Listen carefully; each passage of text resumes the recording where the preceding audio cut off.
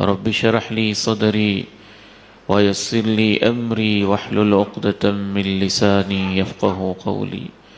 أما بعد فإن خير الحديث كتاب الله وخير الهدي هدي محمد صلى الله عليه وسلم وشر الأمور محدثاتها وكل محدثة بدعة وكل بدعة ضلالة وكل ضلالة في النار. أعوذ بالله السميع العليم من الشيطان الرجيم من همزه ونفخه ونفثه. بسم الله الرحمن الرحيم. يا أيها الذين آمنوا إذا لقيتم فئة فاثبتوا واذكروا الله كثيرا لعلكم تفلحون. وأطيعوا الله ورسوله ولا تنازعوا فتفشلوا وتذهب ريحكم واصبروا إن الله مع الصابرين. ولا تكونوا كالذين خرجوا من ديارهم بطرا ورئاء الناس ويصدون عن سبيل الله. اے ایمان والو، جب کبھی تمہارا آمنا سامنا کسی فوج سے ہو جائے تو ڈٹے رہا کرو اور اللہ کو کثرت سے یاد کیا کرو تاکہ تم کامیاب ہو جاؤ. ہر حال میں اللہ اور اس کے رسول کی اطاعت کیا کرو. آپس کے اختلافات ختم کر دیا کرو. کہیں ایسے نہ ہو کہ تم بزدل ہو جاؤ اور تمہاری ہوا اکھڑ جائے. اور صبر سے کام لیا کرو، بے شک اللہ صبر کرنے والوں کے ساتھ ہے. اور دیکھو، ان لوگوں کی طرح نہ ہو جانا جو اپنے گھروں سے نکلے تکبر کرتے ہوئے، ریاکاری اور دکھاوا کرتے ہوئے، اور وہ اللہ کی راہ سے روکتے تھے، اور اللہ کو تو سب کچھ علم تھا اور احاطہ بھی تھا جو کچھ وہ کر رہے تھے. یہ سورہ انفال کی آیات ہیں جو میں نے آپ کے سامنے تلاوت کی ہے. ان آیات بینات کے اندر جنگ اور جنگی حالات میں ایک بندے مومن کو کیا کرنا چاہیے، اس حوالے سے اللہ تعالیٰ نے 7 ہدایات دی ہیں، 7 باتیں بتائیں. قرآن مجید ایک رہنما کتاب ہے، یہ زندگی کا منشور ہے، یہ دستور حیات ہے، یہ کلام ربانی ہے. اس کے اندر ایک نور ہے، اس کے اندر ایک روشنی ہے. ہر حال میں امن اور جنگ میں انسان کو کیسے رہنا چاہیے، اس حوالے سے ایک مکمل گائیڈ لائن ہے اور ضابطۂ حیات دیا گیا ہے. آج کل کے حالات ہم یہ سمجھتے ہیں کہ کچھ جنونیوں نے پوری دنیا کو جنگی حالات کے اندر مبتلا کر دیا ہے. جنگ کے سائے ختم نہیں ہوئے، منڈلا رہے ہیں. کسی وقت بھی، کسی طرح سے بھی، دنیا کے کسی خطے میں بھی کوئی بارود پھٹ سکتا ہے، میزائل گر سکتے ہیں، ڈرون اٹیک ہو سکتا ہے. آج کے کچھ جنونیوں نے دنیا کو ایسی ایک غیر محفوظ کیفیت کے اندر بدل دیا ہے کہ ایسے لگتا ہے جیسے ہم پتھروں کے دور میں رہ رہے ہیں. کچھ جنونی اچھے بستے ملک کے اندر، جہاں اس کے صدر تک کو اٹھا لیا جاتا ہو اور اچانک اٹیک کر دیا جاتا ہو، تو ان حالات میں ایک مسلمان کے طور پہ ہمارا فرض ہے کہ ہمیں پتہ ہو کہ جب اس طرح کے حالات ہوں تو میرا اور آپ کا رب ہمیں کیا کہتا ہے. اس حوالے سے قبل اس کے کہ ہم 7 باتیں جانیں اور پہچانیں، ایک بنیادی بات ذہن میں رکھ لیجئے. بعض ہمارے نوجوان بڑے شوق سے اور بڑے جذبے اور جنون سے کہتے ہیں جنگ لگی جانی چاہیے. یہ ایسا لفظ ہے جو شریعت کے بھی خلاف ہے، عقل کے بھی خلاف ہے اور فطرت کے بھی خلاف ہے۔ رسول اللہ صلی اللہ علیہ وسلم ارشاد فرماتے ہیں لا تتمنوا لقاء العدو، یہ خواہش نہ کیا کرو جنگ لگ جائے اور جنگی حالات آ جائیں، لیکن اگر تمہارے اوپر جنگ مسلط ہو جائے پھر ڈٹ جایا کرو۔ بندہ مومن یہ خواہش نہیں کرتا کہ جنگ لگ جائے، لیکن جب لگ جائے تو پھر وہ بھاگتا نہیں ہے، پھر وہ فرار اختیار نہیں کرتا ہے، پھر اس کا سینہ زخمی ہوتا ہے، اس کی کمر پہ نشان نہیں ہوتے، پھر اس کا خون تو بہتا ہے، وہ راہ فرار اختیار نہیں کرتا ہے۔ اور جنگ لگ جانے کے بعد جو فرار اختیار کرتا ہے کافروں کے مقابلے میں، اللہ اور اللہ کے رسول کے نزدیک وہ کبیرہ گناہ ہوتا ہے۔ رسول اللہ صلی اللہ علیہ وسلم نے ارشاد فرمایا اجتنبوا السبع الموبقات، جو بڑے بڑے 7 گناہ ہیں ان میں سے ایک گناہ ہے التولی یوم الزحف، جنگ کے دن میں پیٹ پھیر کے بھاگ جانا اور راہ فرار اختیار کرنا۔ تو آئیے اب اللہ کے کلام کی روشنی میں دیکھتے ہیں کہ جنگی حالات کے اندر جب جنگ کے مہیب سائے دنیا کو اپنی لپیٹ میں لیے ہوئے ہوں تو اللہ نے ہمیں وہ 7 باتیں کون سی کہی ہیں جن پہ ہر مسلمان کو عمل کرنا چاہیے۔ یا ایھا الذین آمنوا اذا لقیتم فئة فاثبتوا اذا لقیتم فئة فاثبتوا، اے ایمان والو، سب سے پہلے اللہ نے یہ کہا ہے، میں تمہیں سمجھانا چاہتا ہوں، اے ایمان والو، تم تو مجھے مانتے ہو، مجھے اپنا رب مانتے ہو، میں تمہیں ہدایات دے رہا ہوں۔ جنگ ہو تو کیا کرنا ہے؟ پہلی بات اللہ رب العزت نے کہی فَاثْبُتُوا، ڈٹ جانا ہے، ثابت قدمی اختیار کرنی ہے۔ ثابت قدمی اور ڈٹ جانے کا مطلب کیا ہے؟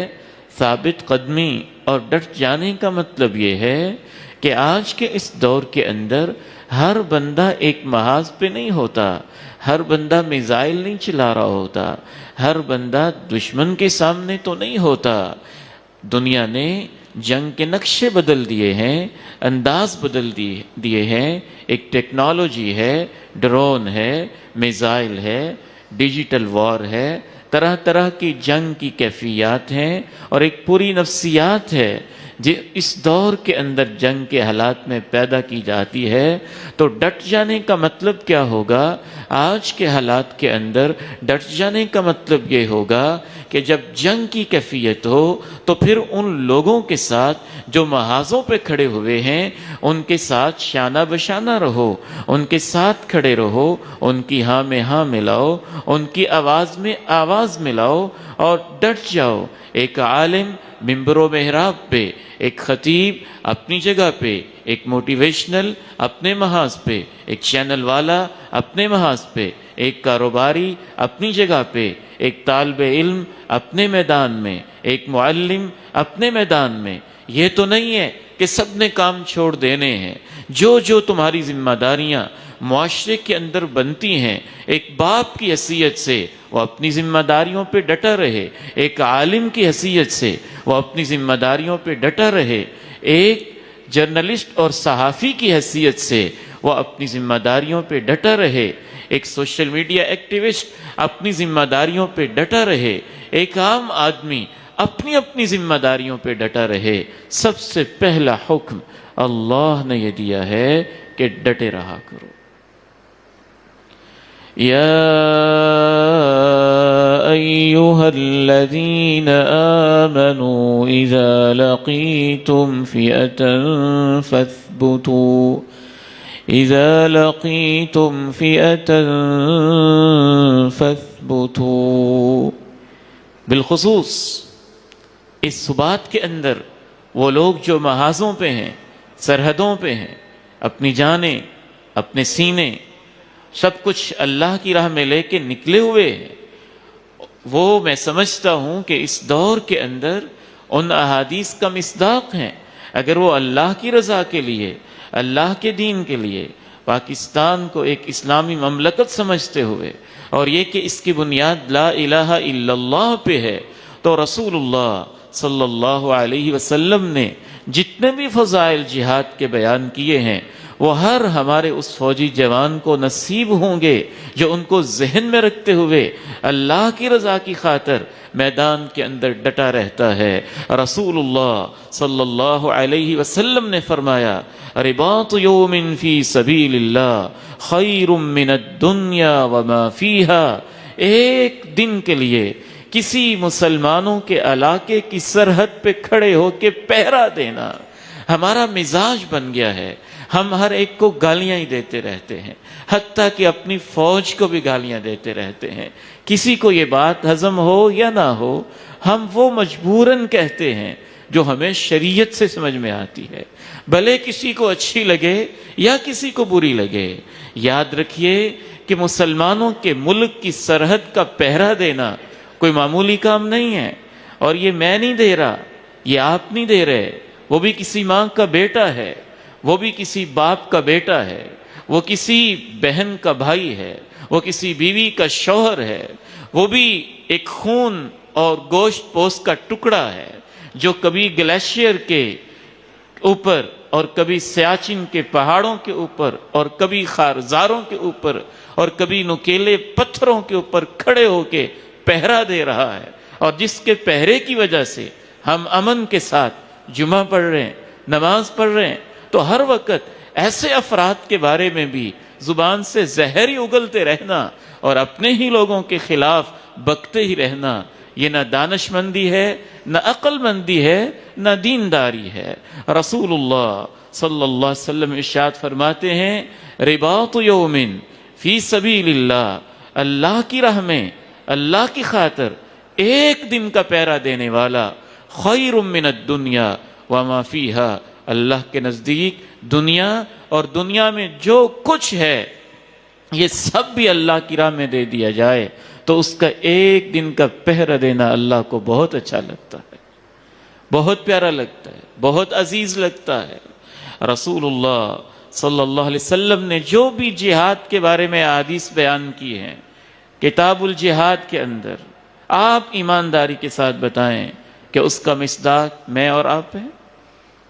سرحدوں کے پہرے، حفاظت، جان کو ہتھیلی پہ رکھنا، سر کو کفن پہ باندھ کے نکلنا، جو بھی اس میرٹ پہ آتا ہوگا اللہ کی خاطر، اللہ کے دین کی خاطر، اور اس وجہ سے کہ مسلمان لا الہ الا اللہ پڑھنے والے یہاں رہتے ہیں، ان کے اداروں کی، ان کے مساجد کی، ان کی جانوں کی، ان کے ایمان کی، ان کی اموال کی، ان کے کاروبار کی، ان کے جائیدادوں کی، ان کی عبادتوں کی، ان کی مسجدوں کی، ان کے اداروں کی، قرآن و سنت کی آوازوں کی، اللہ کا جہاں نام بلند ہوتا ہے ان جگہوں کی حفاظت کرنا اللہ کی خاطر اپنی ذمہ داری سمجھتے ہوئے، میرا ایمان تو یہ کہتا ہے جس کی نیت یہ ہے وہ مجاہد ہے، اور جہاد کی جتنی فضیلتیں ہیں وہ اس کو حاصل ہیں اور وہ اس کو نصیب ہے. فَاثْبُتُوا، تو ڈٹ جاؤ. دوسری بات اللہ رب العزت نے قرآن مجید کے اندر یہ کہی وَاذْكُرُوا اللَّهَ كَثِيرًا وَاذْكُرُوا اللَّهَ كَثِيرًا لَعَلَّكُمْ تُفْلِحُونَ. کثرت سے زیادہ اللہ کو یاد کیا کرو. جنگی حالات میں کیا کرنا ہے دنیا کا کوئی شخص بھی بتاتا تو اس طرح کے 7 پوائنٹ نہ ہوتے جیسے اللہ نے بتائے ہیں، کیونکہ یہ اللہ کا کلام ہے، یہ اللہ کا قرآن ہے، اس کے اندر ایک نور ہے، اس کے اندر ایک روشنی ہے، اس کے اندر ایک بصیرت ہے جو کسی اور لائحہ عمل مرتب کرنے والے کے کلام میں ممکن نہیں. یا ایھا الذین آمنوا اذا لقیتم فئة فاثبتوا واذكروا الله كثيرا لعلكم تفلحون. واذكروا الله كثيرا لعلكم تفلحون۔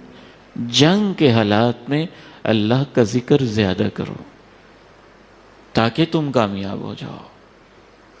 ذکر الہی فوجی کے لیے، فوج کے افسر کے لیے، وقت کے چیف کے لیے، عام مسلمان کے لیے، ایک کاروباری کے لیے، جنگی حالات میں اللہ دوسرا ضابطہ یہ دے رہے ہیں کہ ذکر الہی کو زیادہ کر دو۔ کاش کوئی دنیا کی مسلمان افواج تک یہ پیغام پہنچائے کہ ہماری تشکیل مغربی فوجوں کی طرح نہیں ہے۔ ان کو موٹیویشن ملتی ہے میوزک سے، ان کو موٹیویشن ملتی ہے ساز سے، ان کو موٹیویشن ملتی ہے ترانوں سے، ان کو موٹیویشن ملتی ہے ناچ گانے سے، ان کو موٹیویشن ملتی ہے فلموں سے اور تھرکتے ناچتے بدن سے، ان کو موٹیویشن ملتی ہے شراب سے، ان کو موٹیویشن ملتی ہے دنیا کے مال و متاع سے، لوٹ مار سے۔ لیکن جو اللہ کے دین کی خاطر واقعی اللہ کی راہ میں نکلے ہوئے ہوں، ان کے لیے بھی اور پوری مسلم دنیا کے لیے جنگ کے حالات میں طاقت اور انرجی اور پاور کا سب سے بڑا اگر کوئی چشمہ ہے جہاں سے ان کو طاقت ملے گی تو وہ اللہ کا ذکر ہے۔ رسول اللہ صلی اللہ علیہ وسلم نے اپنی زندگی میں جتنی جنگیں کی ہیں، دنیا کی تاریخ میں شاید اتنی مہمیں اور اتنی جنگیں کسی نے نہیں کی ہوں گی۔ جن حالات میں کی ہیں وہ حالات کسی نے فیس نہیں کیے ہوں گے۔ جن مشکلات کے اندر آپ ایک سپہ سالار کے طور پہ امت کے لیے ماڈل اور نمونہ بنے ہیں، انہی حالات میں تو یہ آیت اتری تھی کہ تمہارے لیے اللہ کے نبی اسوہ حسنہ ہے۔ بنیادی طور پہ یہ آیت مبارکہ جہاد کے سیاق و سباق میں ہے اور میدان جنگ کے سیاق و سباق میں ہے۔ تو رسول اللہ صلی اللہ علیہ وسلم کی حیات طیبہ سے کیا معلوم ہوتا ہے؟ جو بھی ایک وار سٹریٹجی ہے وہ آپ نے پوری کی ہے، جو مشاورت ہے وہ پوری کی ہے، جو ساتھیوں کو اعتماد میں لینا ہے وہ آپ نے پورا کیا ہے، جو ظاہری طور پہ ترتیبات ہیں وہ ساری مکمل کی ہیں۔ یہ میمنہ پہ ہوں گے، دائیں جانب ہوں گے، یہ میسرہ پہ ہوں گے، یہ لیفٹ سائڈ پہ ہوں گے، یہ مقدمہ میں ہوں گے، فرنٹ پہ ہوں گے، یہ مؤخرہ میں ہوں گے، بیک سائڈ پہ ہوں گے، ساری تقسیم کر لی ہے۔ فلاں یہاں یہاں ہوں گے، فلاں یہاں یہاں ہوں گے، جنگ کی ساری ترتیب یہ ہوگی۔ یہ سب مکمل کرنے کے بعد، ظاہری پوری کوششیں پوری کرنے کے بعد، اللہ کے نبی علیہ السلام کی زندگی میں جب جنگ کے وہ سائے منڈلا رہے تھے کہ آپ علیہ السلام رات کے وقت، اس وقت آپ کی کیفیت کیا تھی وہ صحابہ کرام سے پوچھئے۔ آپ فرماتے ہیں کہ غزوہ بدر کی جب رات تھی تو ہر آدمی اپنی اپنی جگہ پہ لیٹ گیا تھا اور اللہ کے نبی علیہ السلام ساری رات اللہ سے دعا ہی کرتے رہے تھے، دعا ہی کرتے رہے تھے۔ اور دعا کا انداز بھی کیا تھا؟ جس میں منتیں ہیں، جس میں ترلے ہیں، جس میں عاجزی ہے، جس میں انکساری ہے، جس میں آنسو ہے، جس میں بے خودی ہے۔ ایسے لگتا ہے جیسے اپنے آپ ہی کو بھول گئے ہوں۔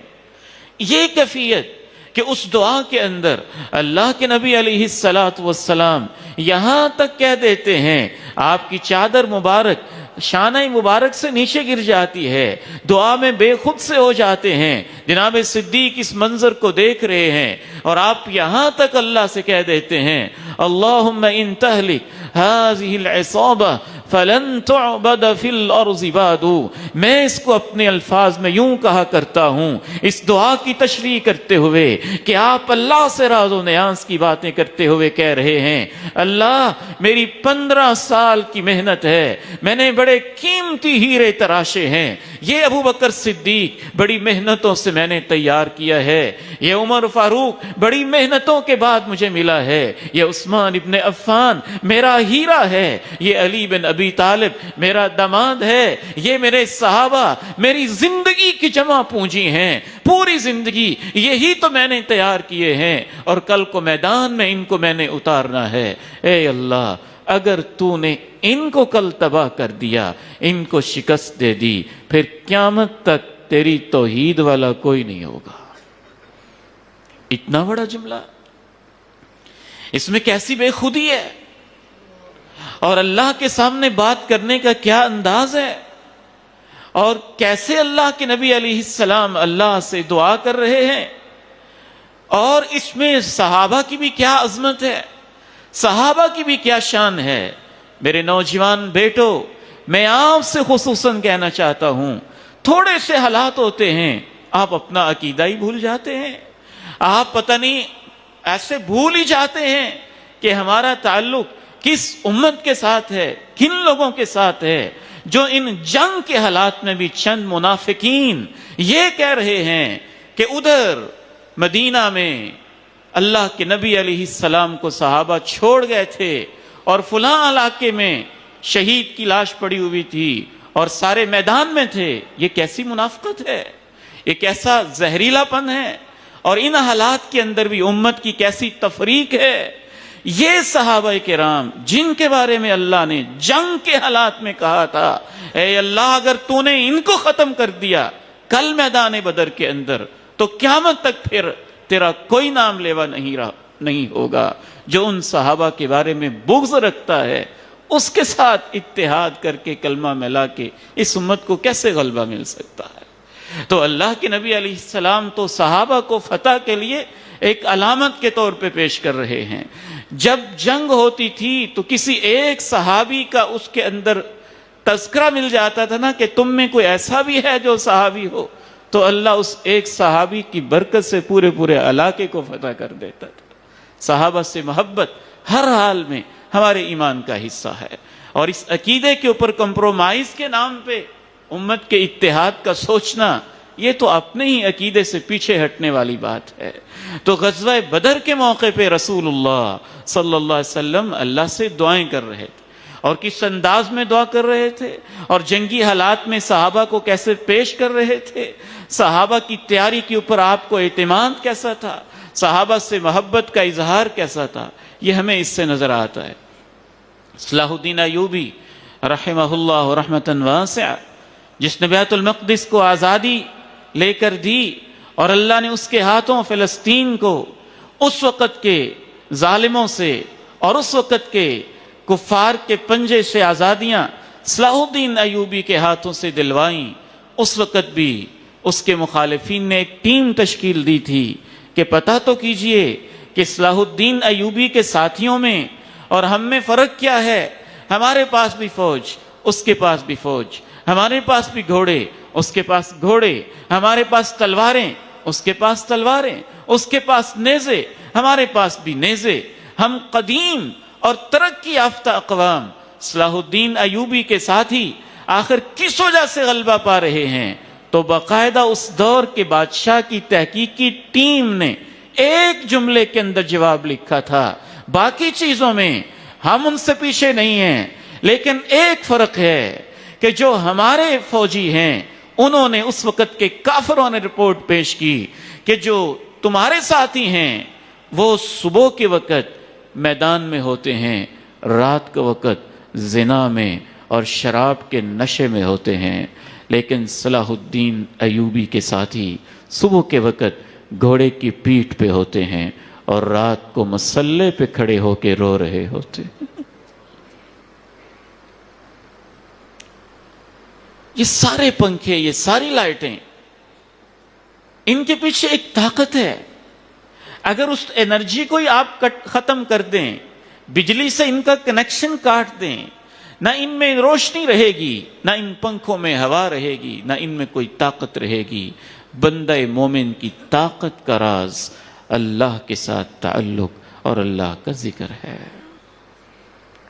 اور اس لیے جنگی حالات میں اللہ تعالیٰ خصوصاً کہتے ہیں ذکر زیادہ کیا کرو۔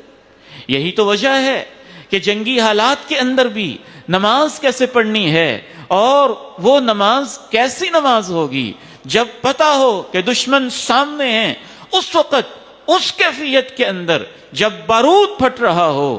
غزہ کے ہمارے مظلومین شہید لوگ جب نماز پڑھتے ہوں گے تو ان کا ایک سجدہ کیسا سجدہ ہوگا، ان کی وہ نماز کیسی نماز ہوگی؟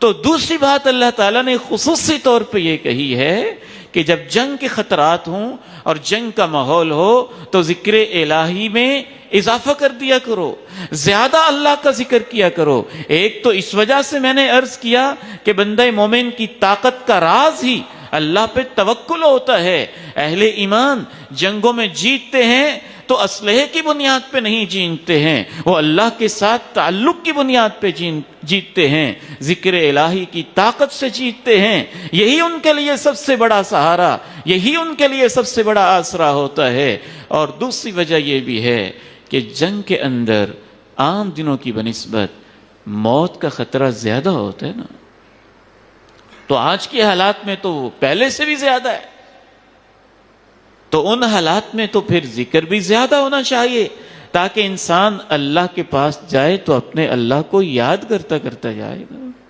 نماز پڑھتا پڑھتا جائے، تلاوت کرتا کرتا جائے، ذکر کرتے ہوئے جائے، سجدے کی حالت میں جائے، یقین و ایمان کی حالت میں جائے۔ تو دوسری چیز اللہ تعالیٰ نے ہمیں یہ بتائی، یا ایہا الذین آمنوا اذا لقیتم فئة فاثبتوا واذکروا اللہ کثیرا لعلکم تفلحون۔ تیسری بات، وَأَطِيعُوا اللَّهَ وَرَسُولَهُ وَأَطِيعُوا اللَّهَ وَرَسُولَهُ، اللہ اور اللہ کے رسول کی اطاعت کرو۔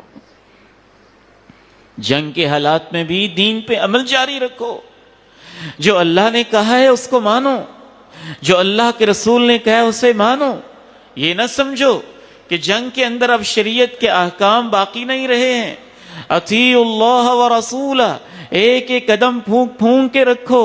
یہ بھی پالیسی بنانی ہے تو قرآن کیا کہتا ہے، یہ پالیسی بنانی ہے تو قرآن کیا کہتا ہے، یہ فارن پالیسی بنانی ہے تو قرآن کیا کہتا ہے، یہ داخلہ پالیسی بنانی ہے تو قرآن کیا کہتا ہے، یہ وار پالیسی بنانی ہے تو قرآن کیا کہتا ہے، کس سے کس لیول پہ کس طرح کے تعلقات رکھنے ہیں، قرآن کیا کہتا ہے، حدیث کیا کہتی ہے۔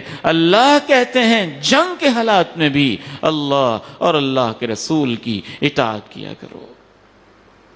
کاش اللہ ہمارے اداروں کو توفیق دے تو باقاعدہ قرآن و سنت کے ماہرین کی ٹیم ہو، ہر حال کے اندر جو رہنمائی کر رہے ہوں، ہر ڈپارٹمنٹ کو رہنمائی دے رہے ہوں، ہر شعبے کی رہنمائی کر رہے ہوں، ایک ملازم کے طور پہ نہیں، ایک رہنما کے طور پہ بتا رہے ہوں کہ اللہ کا قرآن یہاں ایسے کہتا ہے، اللہ کے رسول کی حدیثیں یہاں ایسے کہتی۔ تو اللہ رب العزت نے تیسری ہدایت یہ دی ہے کہ جنگ کے حالات میں بھی اللہ اور اللہ کے رسول کی اطاعت کے اوپر قائم رہنا ہے۔ نبی کریم صلی اللہ علیہ وسلم باقاعدہ جب مجاہدین کو روانہ کرتے تو وہاں بھی ہدایات دیتے، اور اتنی خوبصورت ہدایات ہوتی، اتنی خوبصورت ہدایات ہوتی، کاش یہ اقوام متحدہ جو چند طاقتور ملکوں کی گماشتہ ہے اور جو طاقتور ملکوں کی ایک لونڈی کے طور پہ صرف انسانیت کا نام استعمال کرتی ہے، اگر صحیح معنی میں مسلمانوں کی اقوام متحدہ ہوتی تو جنگ کی پالیسی وہ ہوتی جو اللہ کے نبی علیہ السلام نے دی تھی۔ کہا کسی بچے پہ ہاتھ نہیں اٹھانا ہے، کسی عورت پہ ہاتھ نہیں اٹھانا ہے، کسی درخت کو کاٹنا نہیں ہے، کسی فصل کو آگ نہیں لگانی ہے۔ تو شاید امت کے پاس قیادت ہوتی تو اس طرح کے اسلحے بنانے کی دنیا میں کسی کو بھی اجازت نہ ہوتی۔ آج تو دنیا میں ہمیں دھوکہ دیا کہ طاقتور 4-5 ملکوں نے بنا کے باقیوں پہ کہا تمہارے اوپر پابندی ہے، بھی تم بھی ختم کرو۔ پھر یہ کیا بدماشی ہے کہ دنیا کے چند بین الاقوامی ممالک ایٹامک پاور حاصل کر کے باقیوں کو کہے اب تمہارے اوپر پابندی ہے۔ اگر مسلمانوں کے پاس قیادت ہوتی تو اللہ کے نبی علیہ السلام نے جو وار پالیسی دی تھی اس کے مطابق کسی ایسے اسلحے کے بنانے کی اجازت ہی نہ ہوتی جس اسلحے میں بچے بھی مر رہے ہوں، عورتیں بھی مر رہی ہوں، فصلیں تباہ ہو رہی ہوں، اور پوری کی پوری زمین کا جغرافیہ اور ماحول انسان کے لیے زہریلا بن رہا ہو، تباہ کن ہو رہا ہو۔ آپ نے تو یہ ہدایات دی تھی، لیکن ان جنگ کی ہدایات کے اندر بھی بعض ہمارے ان ممالک نے جن سے ہمیں خیر کی توقع تھی، ہماری توقعات پہ اتنا پانی پھیرا کہ اپنے ہی ہمسایہ جو مسلم ممالک ہیں ان کے پانیوں پہ حملے ہوئے، ان کی گیس کے ذخائر پہ حملے ہوئے، ان کے پیٹرول کے ذخائر پہ حملے ہوئے، ان کے ایئرپورٹس پہ حملے ہوئے۔ نبی علیہ السلام نے تو یہ طریقہ نہیں بتایا۔ اللہ رب العزت نے ہمیں جو دین دیا ہے اس میں ہر چیز پوری طرح سے واضح ہے، کلیئر ہے۔ افسوس یہ ہے کہ اس وقت قیادت اس امت کے پاس نہیں ہے، اور امت کے ان لوگوں کے پاس نہیں ہے جو قرآن اور سنت کو جاننے والے اور اس کو سمجھنے والے ہیں۔ تو تیسری بات اللہ رب العزت نے کہی کہ جنگ کے حالات میں بھی اللہ کی اطاعت کرو اور اللہ کے رسول کی اطاعت کرو۔ چوتھی بات، وَلَا تَنَازَعُوا فَتَفْشَلُوا وَتَذْهَبَ رِيحُكُمْ وَلَا تَنَازَعُوا فَتَفْشَلُوا وَتَذْهَبَ رِيحُكُمْ، آپس میں جھگڑے ختم کر دو، آپس کے اختلافات ختم کر دو۔ میرا دل چاہتا ہے کہ میں اس آیت کی تفسیر میں کہوں کہ وقت کی حکومت کوئی ایسا لاہے عمل بنائے کہ جتنے بھی افراد موجود ہیں جو کسی بھی وجہ سے مخالفت کرتے ہیں ان کو سمجھایا جائے کہ ہم اس وقت کس لیول پہ کھڑے ہیں، ان کے لیے بھی ان کی طرف سے نرمی کی جائے، اور جو مخالفین ہیں ان کے لیے ان کے دلوں میں ان کے بارے میں نرم رویہ پیدا ہو۔ لیکن دیکھا یہ گیا ہے کہ ہم اپنے اپنے سیاسی تعصب میں اپنے اپنے لیڈر اور اپنے اپنے خاص تعصب کے اندر ان حالات میں بھی جی رہے ہیں۔ اللہ کا قرآن کہتا ہے کہ جنگ کے ماحول میں آپس کے اختلافات کو ختم کر دو۔ یہ تو اس امت کا بنیادی نعرہ تھا، لیکن میں یہ سمجھتا ہوں کہ اس نعرے کو بھی بعض لوگوں نے اپنی منافقت کے لیے استعمال کیا اور غلط پالیسی کے طور پہ استعمال کیا۔ لیکن بنیادی طور پہ اس کا مطلب یہی تھا کہ قرآن کے اوپر، سنت کے اوپر، قرآن کے اوپر، حدیث کے اوپر اختلاف تب تک ختم نہیں ہوں گے جب تک یہ امت قرآن اور سنت پہ جمع نہیں ہوگی۔ اس لیے پہلے اللہ نے کہا اللہ کی اطاعت کرو، اللہ کے رسول کی اطاعت کرو، اور ساتھ ہی اللہ نے کہا آپس کے اختلافات ختم کر دو۔ اگر تم ختم نہیں کرو گے تو تم بزدل ہو جاؤ گے، وگرنہ تمہاری عزت ختم ہو جائے گی۔ وَلَا تَنَازَعُوا فَتَفْشَلُوا وَتَذْهَبَ رِيحُكُمْ وَلَا تَنَازَعُوا فَتَفْشَلُوا وَتَذْهَبَ رِيحُكُمْ، آپس کے جھگڑے اختلافات ختم کرو، وگرنہ تم بزدل ہو جاؤ گے اور تمہاری ہوا، تمہاری عزت باقی نہیں رہے گی۔ یہاں پہ ایک بات میں ایسی پھر عرض کرنا چاہتا ہوں، میں بار بار عرض کر رہا ہوں، ہم انسان ہیں، ہمیں خطا لگ سکتی ہے، لیکن ہم اللہ کو گواہ بنا کے کہتے ہیں، اس ذمہ دارانہ منبر کے اوپر کھڑے ہو کے اور نبیوں کی وراثت والے اس منصب پہ کھڑے ہو کے ہم آپ کو بتانا وہی چاہتے ہیں جو ہمیں قرآن اور حدیث سے بات سمجھ میں آتی ہے۔ ہمیں یہ بات سمجھ میں آتی ہے کہ اس امت کو سیاسی اپروچ یہ ملنی چاہیے کہ ہمیشہ ہم نے حق کی، اچھی بات کی تائید کرنی ہے، غلط بات کی مخالفت کرنی ہے۔ پارٹی سے قطع نظر، لیڈر سے قطع نظر، تنظیم سے قطع نظر، اپنے اپنے فرقے سے، مکتب فکر سے قطع نظر، جو قرآن و سنت سے بات سمجھ میں آتی ہے، جو میرٹ پہ ہے، جو حق ہے، جو صحیح ہے، عدل ہے، انصاف پہ مبنی چیز ہے، اس کی حمایت کی جائے۔ جو عدل و انصاف کے مخالف ہے اس کی مخالفت کی جائے۔ ہمارا مزاج اس دور میں اور بنا دیا گیا ہے، حکمرانوں کے حوالے سے بھی ہمیں تو قرآن و سنت سے یہی سمجھ میں آتی ہے کہ حکمرانوں کی بات جو صحیح ہے اس کو سپورٹ کیا جائے، جو غلط ہے اس پہ اچھے مثبت انداز میں تنقید کی جائے، اس کی اصلاح کی جائے، یہی کلمہ حق ہے۔ لیکن ہمارا مزاج اس طرح سے بنایا گیا ہے کہ ہر حال میں حکومت کی مخالفت ہی کرنی ہے، ہر حال میں حکومت کی مخالفت، اسے جرأت کی نشانی سمجھا جاتا ہے، جبکہ نبی علیہ السلام کی احادیث سے، قرآن کی آیات سے یہ پتہ نہیں چلتا ہے۔ قرآن مجید تو اس معاملے میں اتنا کلیئر ہے، یہ قرآن کی آیت ہے، ذرا اس کو توجہ سے سن لیں، اور کسی بھی شخص سے جا کے کسی بھی قرآن سے اس کا، قرآن کے ترجمے والے کو اٹھا کے اس سے ترجمہ سمجھیں اللہ کیا کہتے ہیں۔ اطیعوا اللہ، اللہ کی اطاعت کرو، وَأَطِیعُوا الرَّسُولَ، رسول کی اطاعت کرو، وَأُولِي الْأَمْرِ مِنْکُمْ، اور تم میں سے جو ذمہ دار ہیں ان کی اطاعت کرو۔ ذمہ دار کی اطاعت کے بغیر ڈسپلن پیدا نہیں ہو سکتا ہے۔ ایک چھوٹی سی ذمہ داری ہے، مثال کے طور پہ مسجد اسحاق کی، یہاں بھی ایک ذمہ دار ہے۔ اگر مسجد کے لوگ، یہاں کے ساتھی اس کی اطاعت نہیں کریں گے، مسجد کا نظم نہیں ہوگا۔ آپ اپنی ایک فیکٹری چلا رہے ہیں، آپ اس کے ذمہ دار ہیں، اگر وہاں کے لوگ آپ کی اطاعت نہیں کریں گے، فیکٹری کیسے چلے گی؟ آپ چھوٹی سی دکان چلا رہے ہیں اور آپ اس کے ذمہ دار ہیں، اور آپ کے پاس وہاں 5-10 لوگ کام کر رہے ہیں، وہ اگر آپ کی اطاعت نہیں کریں گے، دکان کیسے چلے گی؟ آپ اپنے گھر کا نظام چلا رہے ہیں، اور گھر کے نظام کے اندر سربراہ باپ ہے، بیٹا بھی نہیں مان رہا، بیوی نہیں مان رہی، بیٹی نہیں مان رہی، تو گھر کا نظام کیسے چلے گا؟ جب یہ چھوٹے چھوٹے نظام ذمہ دار کی بات مانے بغیر نہیں چلتے ہیں، تو پورے ملک کا نظام ایک ذمہ دار کو عزت دیے بغیر اور اس کی جائز بات مانے بغیر کیسے چل سکتا ہے؟ یہ اتنی کامن سینس کی بات ہے جس کو ہم نے اپنی سیاسی مفادات کی بھینٹ چڑھا دیا، بلکہ اس طرح کی بات کرنے والوں کو بھی لوگ نشانہ بناتے ہیں کہ یہ سرکار کے نوکر ہیں۔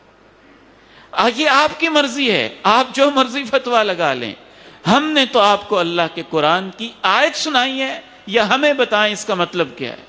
اطیعوا اللہ، اللہ کی اطاعت کرو، واطیعوا الرسول، رسول کی اطاعت کرو، وَأُولِي الْأَمْرِ مِنْکُمْ، اور جو اولو الامر ہیں، جن کے پاس اقتدار ہے، جو ذمہ دار ہیں، ان کی بھی اطاعت کرو۔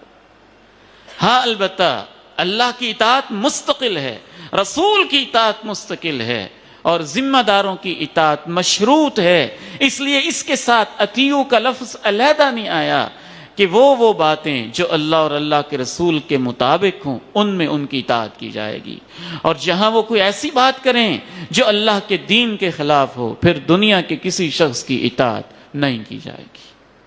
رسول اللہ صلی اللہ علیہ وسلم نے صحابہ کرام سے بیعت لیتے تھے، علیکم بالسمع والطاعہ، اپنے ذمہ داروں کی بات سننا اور اس کو ماننا۔ وَإِنْ أُمِّرَ عَلَيْكُمْ عَبْدٌ حَبْشِيٌّ مُجَدَّعٌ، اگر تمہارے اوپر ایک ایسے شخص کو ذمہ دار بنا دیا جائے جو کالے رنگ کا ہو، غلام ہو، حبشی ہو، اور اس کا ناک کٹا ہوا ہو، آپ صحابہ کی یہ تربیت کرتے تھے، پھر بھی اس کی بات ماننا۔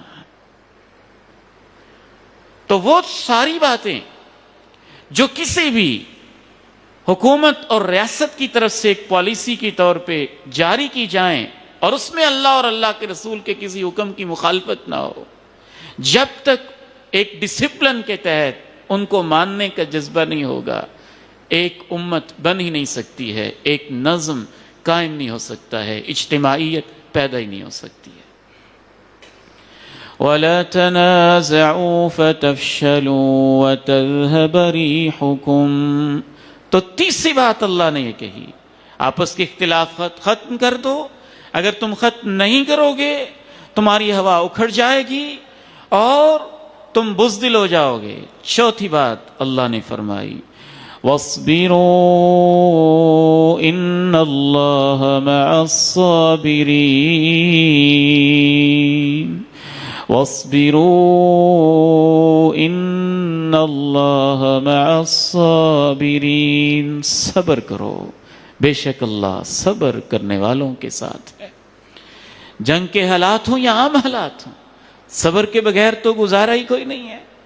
انتظار کرنا، ٹھہراؤ، تحمل، برداشت، صبر، حوصلہ، کہ مخصوص حالات کے اندر ہم گزر رہے ہیں تو اس میں ہر چیز نارمل تو نہیں ہو سکتی ہے۔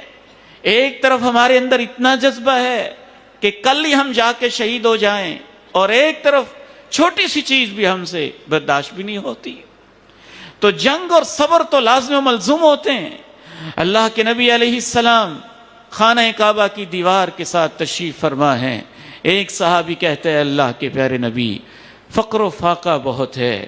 دوسرا صحابی آ کے کہتے ہیں اللہ کے پیارے نبی امن کوئی نہیں ہے، ڈاکے بڑے ہیں۔ اللہ کے نبی علیہ السلام تشریف فرما ہو جاتے ہیں اور کہتے ہیں کہ تم ابھی سے گھبرا گئے ہو؟ تو ان سے پہلے تو ایسے لوگ بھی تھے کہ گڑھا کھودا جاتا تھا اور اس گڑھے کے اندر ان کو کھڑا کر دیا جاتا تھا اور پھر آرا لایا جاتا تھا اور ان کے بیچ میں رکھ کے، ان کے جسم کے سینٹر میں رکھ کے ان کو چیر کے 2 ٹکڑے کر دیا جاتا تھا، اور پھر بھی وہ اپنے دین کے اوپر قائم رہتے تھے۔ اور تم سے پہلے ایسے لوگ بھی تھے یمشط بامشاط الحدید، لوہے کی کنگھیاں ان کے جسم کے اوپر چلائی جاتی تھیں حتیٰ کہ ان کی چمڑیاں ادڑ جاتی تھیں اور ہڈیوں تک کنگھیاں پہنچ جاتی تھیں، اور وہ پھر بھی دین کے اوپر قائم رہتے تھے۔ اے میرے صحابہ، تم جلدی گھبرا گئے ہو۔ ایک وقت آئے گا، ایک وقت آئے گا کہ اللہ رب العزت اس دین کو وہ غلبہ نصیب کرے گا کہ تم کہتے ہو فقر و فاقہ ہے، اللہ وہ وقت لے کے آئے گا کسی دین کے ماننے والے زکوٰۃ لے کے پھرتے ہوں گے، لیکن ان کو زکوٰۃ ریسیو کرنے والا، وصول کرنے والا کوئی ملے گا ہی نہیں۔ پھر آپ نے فرمایا وہ وقت بھی آئے گا، تم کہتے ہو کہ امن نہیں ہے، اتنا امن ہوگا کہ ہیرا سے ایک عورت چلے گی، بیت اللہ کا آ کے طواف کرے گی، اور سینکڑوں میل کے اس راستے میں اتنا امن ہوگا کہ اسے ایک بھیڑیے کے علاوہ کہیں وہ میری بکری نہ کھا جائے، یا اللہ کے علاوہ اسے دنیا میں کسی کا کوئی خطرہ ہی نہیں ہوگا۔ اور وہ حالات پھر صحابہ نے دیکھے، اپنی زندگی میں دیکھے۔ میرا ایمان و یقین تو اس حد تک کہتا ہے کہ فلسطین کی سرزمین میں اور غزہ کی سرزمین میں جو کچھ بھی ہو رہا ہے، ایک وقت آئے گا یہی علاقہ اور یہی خطہ ہوگا، اور یہی یہودی جو آج دندناتے پھرتے ہیں یہ چھپتے پھر رہے ہوں گے، اور درخت بھی بول کے کہیں گے میرے پیچھے یہ خبیث یہودی چھپا ہے، اے مسلمان آ جا اور اس کو ختم کر دے۔ اللہ کے نبی علیہ السلام نے ہمیں یہ حالات بتائے ہوئے، تو ایک اہم چیز اس میں صبر ہے۔ تو دوبارہ ترتیب سے اس آیت کو پڑھیے، یا ایھا الذین آمنو، اے ایمان والو، جب تمہارا کسی لشکر سے مقابلہ ہو جائے فاثبتوا، ڈٹ جایا کرو، واذکروا اللہ کثیرا، اللہ کو کثرت سے یاد کیا کرو۔ تیسری بات، واطیعوا اللہ ورسولہ، جنگ کے حالات میں بھی اللہ اور اللہ کے رسول سے پوچھ کے چلا کرو۔ چوتھی بات، ولا تنازعوا، آپس کے اختلافات ختم کر دیا کرو۔ پانچویں بات، واصبروا، صبر کرو، بے شک اللہ صبر کرنے والوں کے ساتھ ہے۔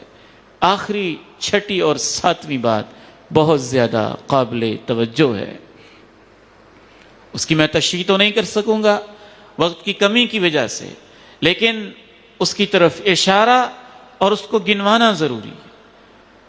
وَلَا تَكُونُوا كَالَّذِينَ خَرَجُوا مِن دِيَارِهِمْ بَطَرًا وَرِئَاءَ النَّاسِ۔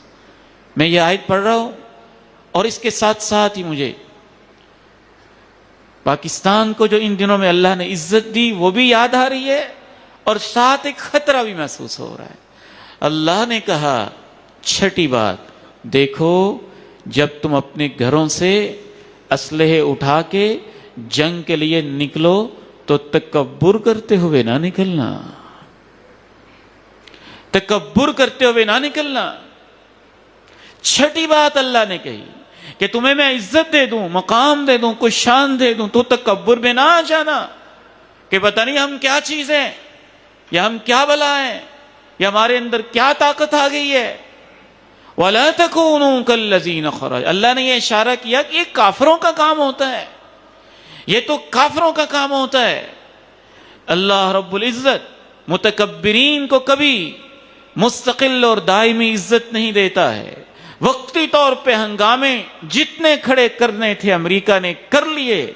مجھے تو ایسے جیسے آپ میرے چہرے کو دیکھ رہے ہیں اور آپ کو یقین ہے عبید الرحمان بیٹھا ہے، اور میں کئی اپنے مبارک بھائیوں کے چہرے دیکھ رہا ہوں، مجھے یقین ہے کہ یہ بیٹھ، ایسا ہی یقین ہے جو اس ظالم ریاست نے تکبر کرنا تھا کر لیا۔ آج کے بعد اس کے زوال کے دن شروع ہو چکے ہیں۔ تو تکبر اللہ کو پسند نہیں، تو اللہ نے کہا اپنے گھروں سے تکبر کرتے ہوئے نہ نکلنا۔ اور ساتویں بات اللہ نے کہی کہ دیکھو جب تم جنگ کرو تو ریاکاری کے لیے نہ کرنا، دکھاوے کے لیے نہ کرنا، دنیا کے لیے نہ کرنا، دنیا کے لیے نہ کرنا، میری خاطر کرنا، میرے نام کے لیے کرنا۔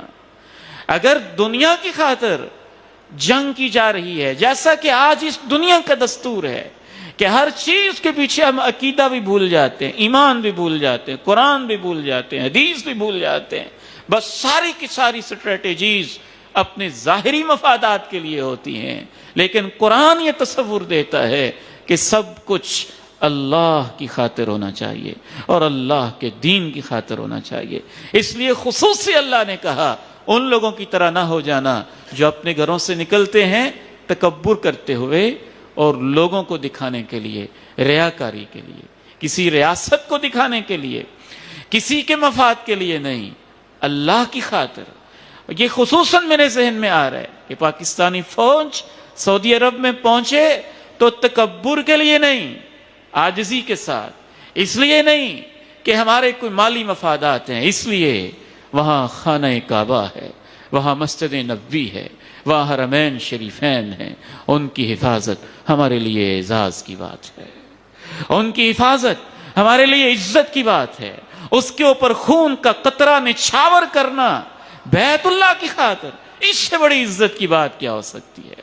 وَلَا تَكُونُوا كَالَّذِينَ خَرَجُوا مِن دِيَارِهِمْ، ان لوگوں کی طرح نہ ہو جانا جو اپنے گھروں سے نکلے تکبر کے لیے یا ریاکاری اور دکھاوے کے لیے، نہیں، نکلیں صرف اللہ کے لیے، حرمین شریفین کے لیے، مکہ کے لیے اور مدینہ کے لیے۔ اللہ تعالیٰ سے دعا ہے اللہ تعالیٰ ان ساتوں ہدایات پہ ہمیں عمل کرنے کی توفیق دے۔ وآخر دعوانا الحمد للہ رب العالمین۔